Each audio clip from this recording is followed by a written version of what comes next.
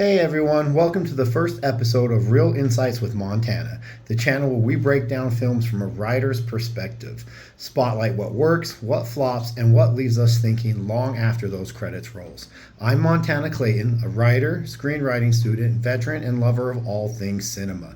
Whether you're into festival favorites, Hollywood blockbusters, or those hidden gems that some of us all love, this is where story meets substance. And today, we're kicking things off with the controversial Disney's latest live action gamble, Snow White. Let's get into it. So, Snow White, Mark Webb directs this film, the same guy who gave us 500 Days of Summer and The Amazing Spider Man, and tries to reimagine the classic 1937 fairy tale for a new generation. And look, while it's visually stunning and has some solid performances, the story, it's just kind of basic. It's not bad, but it's not great. It's just the middle of the road. Act 1 starts strong. I think Rachel Zegler as Snow White, she nailed it. She brings a graceful balance of innocence and independence. And Gal Gadot, I'm sure we've all heard, but the evil queen, she looked the part, regal, commanding, styled to perfection, but performance-wise, it's often felt like she was trying a little too hard. A lot of her scenes came off as overacted, leaning more into the theatrical flair rather than genuine menace. Sometimes it just felt like it wasn't acted at all, and she was just showing up to get paid. Act 2 is where things get dicey for me. The forest sequence introduces the reimagined Seven Dwarfs. Except here's the thing.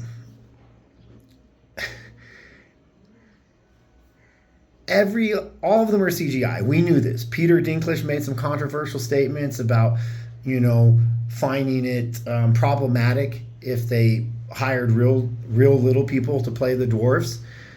And I think while he may have a point, I also agree with a lot of the people in that community who said that took job roles away from them and actually hurt their ability to get roles in Hollywood.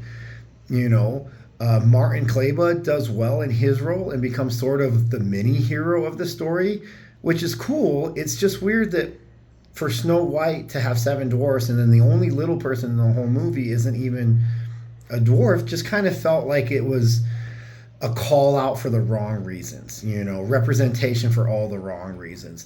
And why his short mini hero story arc was kind of cool, it just kind of fell flat where there was all this drama leading up in the film and only giving it just a little bit. Like I said, it feels like Disney dropped the ball on inclusivity here. And Snow White wraps things up, which, in a way, I kind of am okay with the fact that she wasn't saved by the prince's kiss. Instead, she saves herself. She helps fight along the way. And in the end, the kiss that saved her is supposed to be her true love.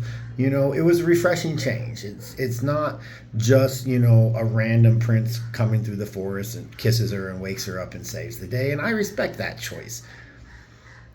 For me, the music is probably one of the highlights of this film. Ben Pasek and Justin Paul, the duo behind La La Land and The Greatest Showman, they brought their A game. Songs like Waiting on a Wish, it hit hard emotionally in the very beginning, and it felt like it almost belonged in a Broadway show, and Zegler's vocals, flawless.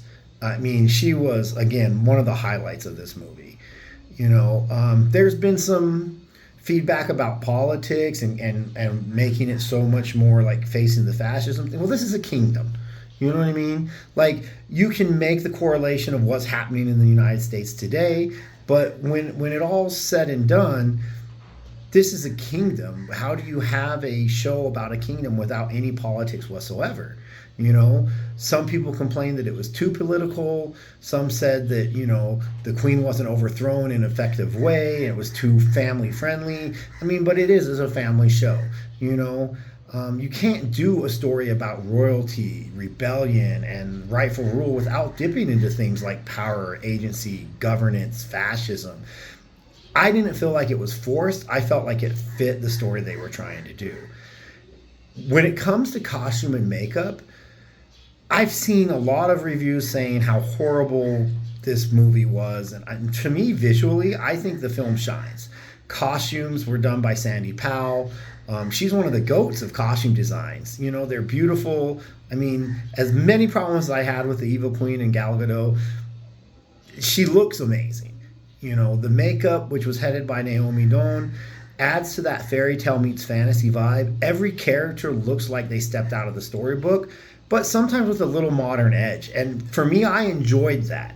I really liked what they did with all of the costuming and all of the design, and even with the color schematics that they chose for moving into the forest to make it a little darker. I liked that they added more of those themes that felt like it was more of an updated version of that 1937 classic.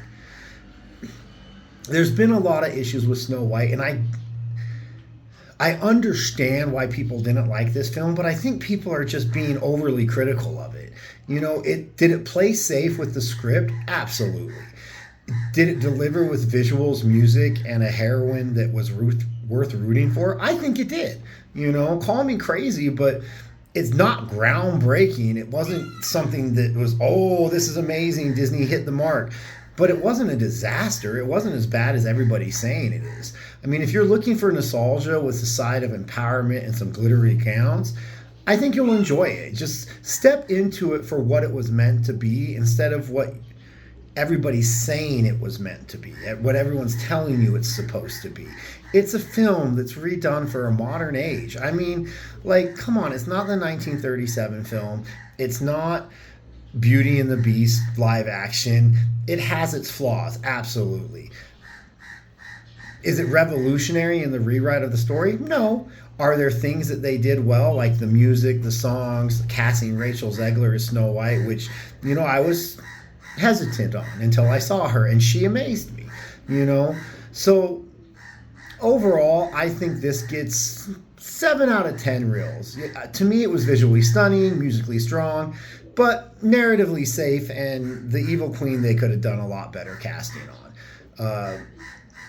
So yeah, I'm giving this 7 out of 10 reels. You know, it's got heart and flair. I think it was carried by Rachel Zegler. She's the best thing that happened to this. You know, but the basic script and all the behind the scenes drama with the dwarfs and the CGI, I mean, I think it held back from the true fairy tale greatness that it could have been.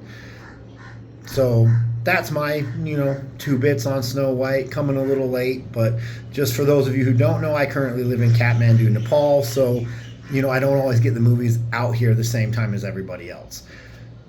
Thanks for watching this first episode of Real Insights with Montana. If you like the breakdown, hit that like button, subscribe, leave some comments below. What did you think of Snow White? Was it royal magic or just recycled garbage? And do you agree with everybody else that it was one of the worst films to come out this year? Because I don't.